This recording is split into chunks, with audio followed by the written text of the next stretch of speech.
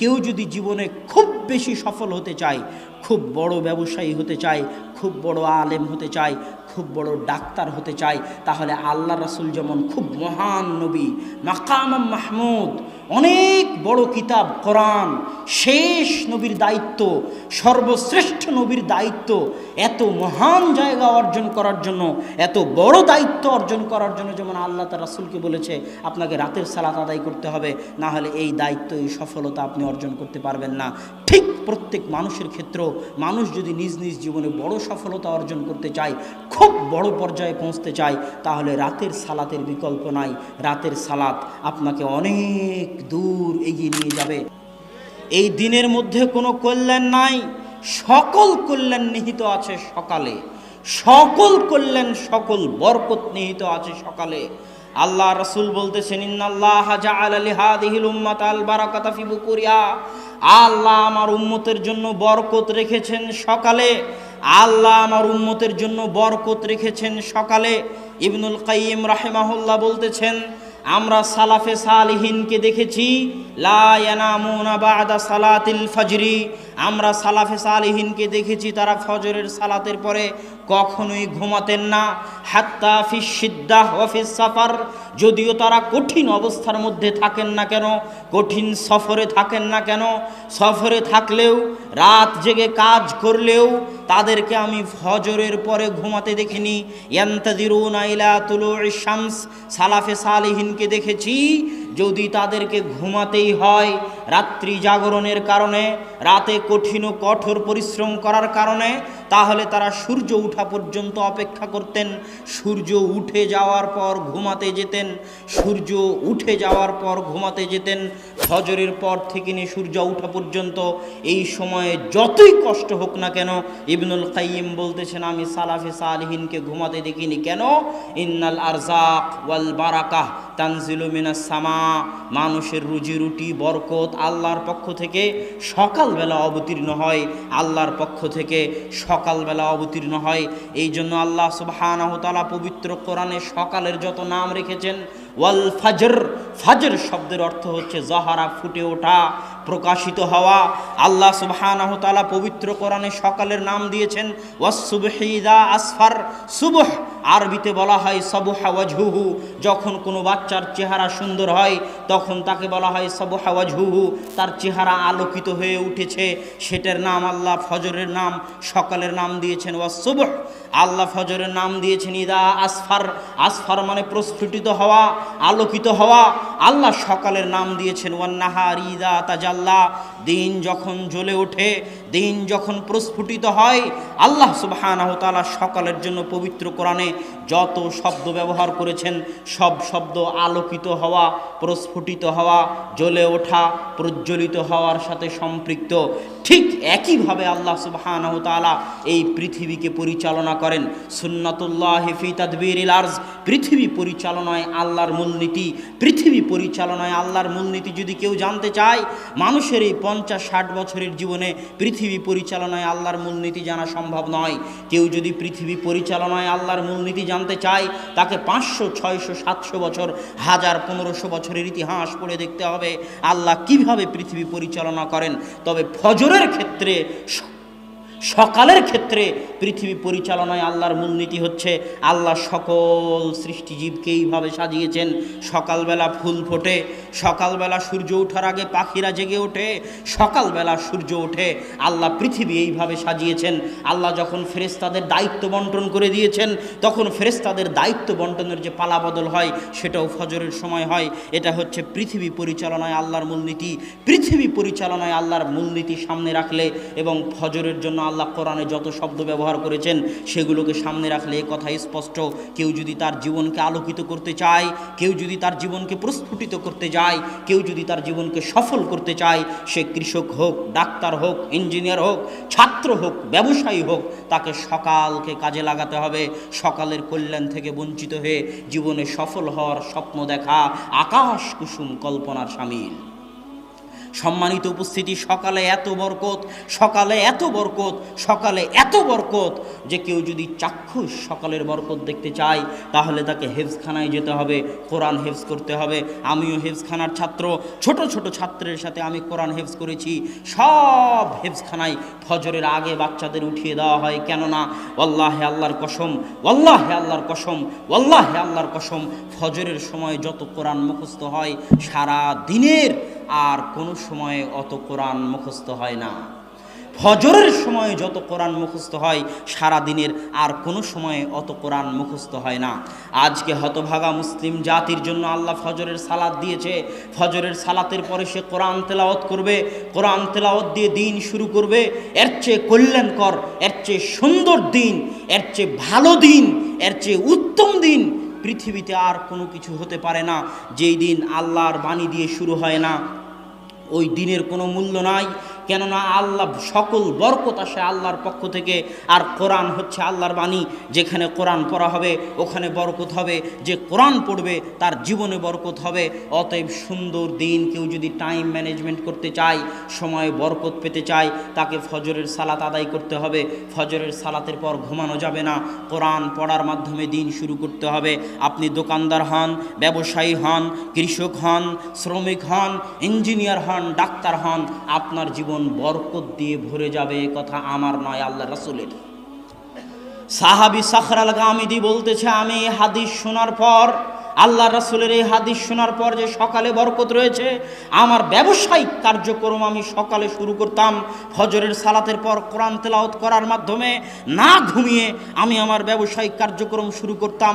অল্প দিনের মধ্যে আমি দেখি আমার ব্যবসায় উত্তরোত্তর উন্নতি আর উন্নতি, উন্নতি আর উন্নতি। আমার ব্যবসায় আমি কোনো লস এবং লোকসান খুঁজে পাইনি। আর এখনকার যুগে ইহুদি খ্রিস্টানদের উদাহরণ না দিলে মুসলমানদের মন শান্ত হয় না। এই জন্যই তো মুসলমানেরা কোরআন পড়ার পরও বিজ্ঞানের সাথে মিলাতে চায়। আর আমি কোরআনকে বিজ্ঞানের সাথে মিলানোর খুব বিরোধী। ওই যে যখন আবু বকর রাদিয়াল্লাহু তাআলা আনহু মেরাজে বিশ্বাস করেছিল, তখন আবু বকর কি মেরাজকে বিজ্ঞানের সাথে মিলিয়েছিলেন? কথা বলেন, বিজ্ঞানের সাথে মিলিয়েছিলেন? আবু বকর বলেছিলেন, যদি মুহাম্মদ বলে থাকে মেরাজে গেছেন সাল্লাল্লাহু আলাইহি ওয়াসাল্লাম, সামি'না ওয়া আমান্না, আমি আবু বকর সাথে সাথে ঈমান আনলাম। কেননা মুহাম্মদ মিথ্যে বলতে পারে না। এর নাম কোরআন এবং হাদিস। কোরআন এবং হাদিসে যা আছে সেটাই সত্য। বিজ্ঞান মিথ্যা হয়ে যেতে পারে। কোরআন এবং হাদিসের যদি আজ বিজ্ঞান বিরোধিতা করে তাহলে সেটা মিথ্যা। 10 দিন 15 দিন পরে হয়তো বিজ্ঞান কোরআন এবং হাদিসের পক্ষেই কথা বলবে। তবুও যেহেতু মানুষের মন টানে না, সেহেতু আমি বলতেছি, একজন খ্রিস্টান লেখক একটা বই লিখেছে, মিরাকেল মর্নিং, সকালের জাদু। তিনি বলতেছে, মানুষ যদি দুনিয়াতে জাদু দেখতে চায়, বাজার ঘাটে জাদু দেখে মানুষ বাস্তব কোনোদিন জাদু দেখতে পাবে না। কিন্তু মানুষ যদি বাস্তবে জাদু দেখতে চায় তাহলে তাকে সকালকে কাজে লাগাতে হবে। পৃথিবীতে বাস্তব জাদু সকালে আছে, পৃথিবীতে বাস্তব জাদু সকালে আছে, পৃথিবীতে বাস্তব জাদু সকালে আছে। ফজরের পর কোরআন তেলাওয়াত দিয়ে কাজ শুরু করলে সকাল 10টার মধ্যে কাজ শেষ হয়ে যাবে। কাজ আর বাকি থাকবে না, করার মতো কোনো কাজ খুঁজে পাবেন না। এর নাম সকালের বরকত। তিনি ওই বইয়ের মধ্যে লিখেছেন, পৃথিবীতে বর্তমান যত ব্যবসায়ী আছে যারা বড় ধরনের ব্যবসা করে, বিল গেটস হোক আর মুকেশ আম্বানি হোক আর ফেসবুকের প্রতিষ্ঠাতা হোক, আপনারা গুগলে গিয়ে তাদের নাম লিখে সার্চ দিবেন যে কখন তারা ঘুম থেকে উঠে, আপনি আশ্চর্য হলেও দেখবেন আপনারা মুসলমান হয়ে, আপনি মুসলমান হয়ে ফজরের পরে আলিশান ঘুম দেই, আপনি মুসলমান হয়ে ফজরের জামাত কাজা করে সৌদি আরবের মাটিতে পর্যন্ত সকাল 10টার আগে সকাল শুরু হয় না। মুসলমান হওয়ার পরেও সবাই ঘুমিয়ে থাকে, 90% মুসলমান ঘুমিয়ে থাকে। অথচ এই খ্রিস্টানদের নাম আপনি গুগলে সার্চ দিয়ে দেখিয়েন তাদের সকাল কখন শুরু হয়। মুসলমানদের যখন ফজরের সালাতের সময় তখন তাদের সকাল শুরু হয়। কেননা তারা জানে সকল সফলতার চাবিকাঠি, সকল সফলতার মৌলিক উৎস হচ্ছে সকাল, সকল সফলতার চাবিকাঠি হচ্ছে ফজর, সকল সফলতার চাবিকাঠি হচ্ছে ফজর। এই জন্য আল্লাহ বলেছেন, ফাইদা কুজিয়াতিস সালাত ফান্তাশিরু ফিল আরজ, দুনিয়ার মানুষ যখন ফজরের সালাত শেষ হয়ে যায় তোমরা আল্লাহর জমিনে ছড়িয়ে পড়ো। অবতাগু মিন ফাজলিল্লাহ, আল্লাহর জমিনে ছড়িয়ে পড়ে আল্লাহর দয়া, আল্লাহর রহমত, আল্লাহর রিজিক অনুসন্ধান করো, কেননা ফজরের পরে আল্লাহ সুবহানাহু তাআলার রিজিক, আল্লাহ সুবহানাহু তাআলার দয়া পৃথিবীতে অবতীর্ণ হয়। অতএব সময়কে যদি কেউ কাজে লাগাতে চায় তাহলে তাকে 5 ওয়াক্ত সালাত, বিশেষ করে ফজরের সালাত আদায় করতে হবে। যে 5 ওয়াক্ত সালাত নিয়মিত আদায় করে না তার জীবনটা হচ্ছে অনিয়ন্ত্রিত, তার জীবনের কোনো রুটিন থাকে না। আর যদি 5 ওয়াক্ত সালাত আদায় করেন আপনার জীবন, আপনার দিন একটা ট্রাক, একটা লাইনের উপর থাকবে। ফজরের সালাত দিয়ে দিন শুরু হবে, ফজর থেকে জোহর বিশাল সময়, এই সময়ের মধ্যে অনেক কিছু করতে পারবেন। জোহর থেকে আসর পর্যন্ত বিশ্রাম নেবেন, এইভাবেই আল্লাহ সালাতগুলো সাজিয়ে দিয়েছে। আসর থেকে আবার নতুনভাবে কাজ করার উদ্যম তৈরি হবে। আসর থেকে মাগরিব পর্যন্ত কাজ করবেন, মাগরিব থেকে এশা পর্যন্ত কাজ করবেন, এশার পরে এশার সালাত দিয়ে দিন শেষ করবেন, তারপরে ঘুমাতে যাবেন। এই যে আমি যদি শুধু সালাত ঠিকমতো আদায় করি আমার সারা দিন নিয়ন্ত্রণ হয়ে যাবে। টাইম ম্যানেজমেন্টের জন্য সালাতের চাইতে বড় মাধ্যম পৃথিবীতে আর নাই।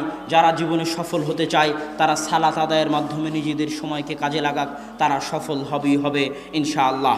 সম্মানিত উপস্থিতি, সময়ে বরকত কিভাবে হবে? আজকে সময়ে বরকত নাই, এটা কি বুঝতে পারেন? এখনকার যুগে সময়ে বরকত নাই, এটা কি বুঝতে পারেন? সময়, মাস, দিন দ্রুত পার হয়ে যাচ্ছে, কারো সময়ে বরকত নাই। একদিন, এক সপ্তাহ, এক বছর কোনো কাজ ছাড়াই আপনি একটু ভাবেন তো গত এক বছর আপনি কি কাজ করেছেন যা দেশ জাতি এবং ইসলামের উপকার দিবে? গতকাল আপনি সারাদিন কি এমন কাজ করেছেন যা দেশ জাতি এবং ইসলামের আপনার নিজের জন্য মৃত্যুর পর উপকার দিবে? কোনো কাজ খুঁজে পাবেন না। এইভাবেই দিন পার হয়ে যাচ্ছে সবার, সব মানুষের। এই জন্য আল্লাহ বলেছে ওয়াল আসর ইন্নাল ইনসানা লাফি খুসর, সব মানুষ সময় নষ্ট করে, সব মানুষ ধ্বংসের মধ্যে, ক্ষতির মধ্যে নিমজ্জিত। সময়ের বরকত উঠে গেছে। অথচ আমাদের সালাফে সালেহিন তাদের জীবনে সময়ের কত বরকত ছিল, কত বরকত ছিল, বেহিসাব বরকত ছিল তাদের জীবনে। স্বয়ং আল্লাহ রাসূল মাত্র 23 বছরের জীবনে সারা পৃথিবীতে বিপ্লব তৈরি করেছেন, আর আমরা 30-40 বছরও কিছু করতে পারি না। ইমাম নববী রাহিমাহুল্লাহ মাত্র 37-38 বছর বয়সে মারা গেছে, অথচ তার এমন কোনো বই নাই যে বই মুসলমানদের ঘরে স্থান পায়নি। অল্প বয়সে মারা গেছেন, অথচ এত খিদমত করে গেছেন। আল্লাহ তাদের সময়ে বরকত দিয়েছিল। আমাদের সময় হচ্ছে বরকতহীন সময়। কেউ যদি সময়ে বরকত পেতে চায় তাহলে কয়েকটি কাজ জরুরি। এক, সময়ে বরকত পাওয়ার জন্য জরুরি হচ্ছে আল্লাহ সুবহানাহু তাআলাকে স্মরণ করা, আল্লাহ সুবহানাহু তাআলার জিকির করা। আল্লাহ সুবহানাহু তাআলার স্মরণ করা এত বড় ইবাদত, এত বড় ইবাদত, এত বড় ইবাদত যে আল্লাহ সুবহানাহু তাআলা বলছেন ইউনুস যদি মাছের পেটে আমাকে স্মরণ না করত তাহলে আমি ইউনুসকে কিয়ামত পর্যন্ত মাছের পেটে রেখে দিতাম। আল্লাহকে স্মরণ করা এত বড় ইবাদত, আল্লাহকে স্মরণ করা এত বড় ইবাদত। আল্লাহ বলছেন ফাযকুরুনি আযকুরুকুম। দুনিয়ার মানুষ পৃথিবীর যেখানেই থাকো না কেন, আফ্রিকার জঙ্গলে থাকো আর আটলান্টিক মহাসাগরের অতল গহ্বরে থাকো, যেখান থেকে আমাকে স্মরণ করো না কেন, আমি আল্লাহ এই মহাপরাক্রমশালী সত্তা হওয়ার পরেও, সারা পৃথিবীর মালিক হওয়ার পরেও যেখান থেকে আমাকে স্মরণ করবে আমি আল্লাহ সেখানেই, সেই অবস্থাতেই তোমাকেও স্মরণ করব। আল্লাহু আকবার, আল্লাহু আকবার। আল্লাহ সুবহানাহু তাআলার এই কথার মূল্য দেওয়ার মতো, আল্লাহ সুবহানাহু তাআলার এই কথার মূল্য দেওয়ার মতো যোগ্যতা আমাদের নাই। আমরা যদি সময়ে বরকত পেতে চাই আল্লাহকে স্মরণ করতে হবে। দলিল, ফাতেমা রাদিয়াল্লাহু তাআলা আনহা যখন আল্লাহ রাসূলকে বললেন, আল্লাহ রাসূল আমার হাত ওই আটা পিষার জন্য ওই জাতা ঘুরাতে ঘুরাতে আমার হাত ঘা হয়ে গেছে, হাতে ব্যথা হয়ে গেছে, হাত লাগে, হাত ব্যথা হয়ে গেছে, চামড়া জড়সড় হয়ে গেছে, আপনি আমাকে একটা খাদেম দিন। তখন রাসূল সাল্লাল্লাহু আলাইহি ওয়াসাল্লাম বলেন আলা আদুল্লুকুমা মা হুয়া, আমি কি তোমাদেরকে ওই জিনিসের দিকে ডাক দিব না, ওই জিনিসের কথা তোমাদের বলে দিব না যেটা একটা খাদেম দেওয়ার চাইতে তোমাদের জন্য বেশি কল্যাণ করা হবে। ফাতেমা রাদিয়াল্লাহু তাআলা আনহা চাইলেন খাদেম, আর আল্লাহর রাসূল বলতেছেন খাদেমের দরকার নাই, একটা জিনিস বলে দিচ্ছে ওটার উপর যদি আমল করো খাদেমের চাইতে বেশি উপকার পাবা। কি? 33 বার সুবহানাল্লাহ বলবা, 33 বার আল্লাহু আকবার বলবা, 33 বার আলহামদুলিল্লাহ বলবা, খাদেমের চাইতে বেশি উপকার পাবা। মানুষ এই হাদিস শোনার পরে মনে করে এটা শুধু আধ্যাত্মিক ব্যাপার, এটার সাথে দুনিয়ার কোনো সম্পর্ক নাই, অথচ এটা অবাস্তব। আল্লাহর রাসূলের কাছে চাওয়া হচ্ছে খাদেম, কাজের লোক চাওয়া হচ্ছে, আর আল্লাহ রাসূল শিখিয়ে দিচ্ছেন কি? কথা বলেন না কেন? আল্লাহ রাসূল কি শিখিয়ে দিচ্ছে? জিকির শিখিয়ে দিচ্ছে। এটা অবাস্তব কিছু নয়, এটা বাস্তব। যে যদি ফাতেমা জিকির করে তাহলে ফাতেমা তার অভ্যন্তরে এমন শক্তির অনুভব করবে, তার সময়ে এমন বরকত পাবে, তার শরীরে এমন শক্তির অনুভব করবে যে খাদেমের আর প্রয়োজন হবে না, খাদেমের চাইতেও বেশি সে কাজ করতে পারবে শুধু জিকিরের মাধ্যমে। আল্লাহু আকবার। অথচ মানুষ এই হাদিসটা সঠিকভাবে বুঝতে চায় না। এই জন্য ইবনে তাইমিয়া রাহিমাহুল্লাহ, ইবনুল কাইয়িম বলতেছেন, ইবনে তাইমিয়া রাহিমাহুল্লাহ ফজরের পর থেকে নিয়ে 8টা 9টা 10টা পর্যন্ত আল্লাহ সুবহানাহু ওয়া তাআলার জিকির করতেন একা একা। তো একদিন অনেক দেরি হয়ে গেছে, তখন ইবনুল কাইয়িম বললেন, আপনি সকালের নাস্তা করবেন না? তখন ইবনে তাইমিয়া বললেন, এটাই ছিল আমার সকালের নাস্তা। আমি ফজরের পর থেকে যদি এই 2-3 ঘন্টা আল্লাহ সুবহানাহু ওয়া তাআলাকে স্মরণ না করতাম তাহলে আমার পেট, আমার অন্তর, আমার আত্মা ভর্তি হতো না, আমি সারাদিনে কিছু শান্তি মতো করতে পেতাম না। মানুষের যেমন পেটের খাবার লাগে, মানুষের তেমন আত্মার খাবার লাগে, কিন্তু মানুষ বুঝে না। আমি যখন বক্তব্যে এই কথাটা বলি তখন মানুষ আশ্চর্য হয় যে তাহাজ্জুদের সালাত আবার সফলতার মাধ্যম। জি, তাহাজ্জুদের সালাত সফলতার মাধ্যম। দলিল আল্লাহ সুবহানাহু ওয়া তাআলা কোরআনে বলছে, ইয়া আইয়ুহাল মুযাম্মিল কুমিল লাইলা ইল্লা কালিলা নিসফাহু আও ইনকুস মিনহু কালিলা আও জিদ আলাইহি ওয়া রাত্তিলিল কুরআনা তারতিলা ইন্না সানুলকি আলাইকা কওলান সাকিলা।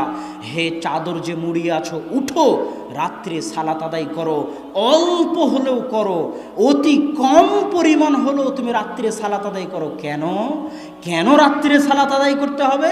ইন্না সানুলকি আলাইকা কওলান সাকিলা, আমি অচিরেই তোমার উপর এত কঠিন, এত ভয়াবহ, এত গুরুত্বপূর্ণ দায়িত্ব দিতে যাচ্ছি, যেই কঠিন গুরুত্বপূর্ণ দায়িত্ব তুমি পালন করতে পারবে না যদি না তুমি রাত্রে সালাত আদায় করো।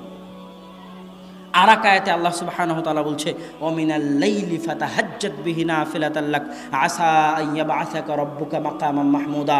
রাত্রে তাহাজ্জুদের সালাত আদায় করুন, কেননা আপনার প্রতিপালক আপনাকে অনেক উঁচু মর্যাদা দিতে চান, আর ওই উঁচু মর্যাদা পেতে চাইলে রাত্রে সালাত আদায় করতে হবে।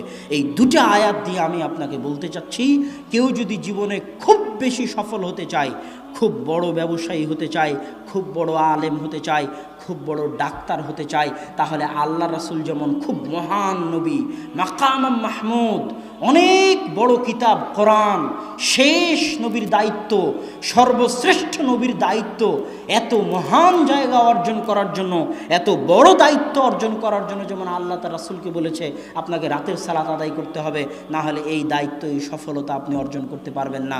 ঠিক প্রত্যেক মানুষের ক্ষেত্রেও মানুষ যদি নিজ নিজ জীবনে বড় সফলতা অর্জন করতে চায়, খুব বড় পর্যায়ে পৌঁছতে চায়, তাহলে রাতের সালাতের বিকল্প নাই। রাতের সালাত আপনাকে অনেক দূর এগিয়ে নিয়ে যাবে, আপনার ব্যক্তিগত, আপনার পারিবারিক, সামাজিক, রাষ্ট্রীয় সকল ক্ষেত্রে রাতের সালাত আপনাকে মহান সফলতা দিবে, এত কোনো সন্দেহ নাই। অতএব রাতের সালাত আদায় করতে হবে। আল্লাহ সুবহানাহু ওয়া তাআলা আমাদেরকে রাতের সালাত আদায়ের তৌফিক দান করুক, আল্লাহুম্মা আমিন। সম্মানিত উপস্থিতি, রাতের সালাতের অনেক ফজিলত আছে, যেটা আপনারা আব্বুর বক্তব্যে অনেক সময় শুনতে পাবেন যে রাতের সালাতের আরও কত ফজিলত আছে। আমি শুধু সফলতার সাথে সংশ্লিষ্ট যতটুকু ততটুকু বললাম। বক্তব্যের শেষে চলে এসেছি। সফলতাকে ধরে রাখার জন্য 2 থেকে 3টে জিনিস খুব জরুরি। সফল আপনি সময় কাজে লাগালেন, সময়ে বরকত হলো, রাতে সালাত আদায় করলেন, সফল হচ্ছেন, কিন্তু এই সফলতাকে ধরে রাখতে হলে কয়েকটা জিনিস লাগবে। 1 দোয়া, 2 সবর, 3 বদ নজর, মানুষের হিংসা থেকে হেফাজত। আমি শেষটা দিয়ে শুরু করি। এই যে আব্বু বক্তব্যের আগে বলল, আমরা বাসায় অনেক সময় আলোচনা করি, আব্বুকে এভাবে বলতে নিষেধ করি, কেননা এমনিতেই আমাদের উপর মানুষের বদনজর এবং হিংসার অভাব নাই।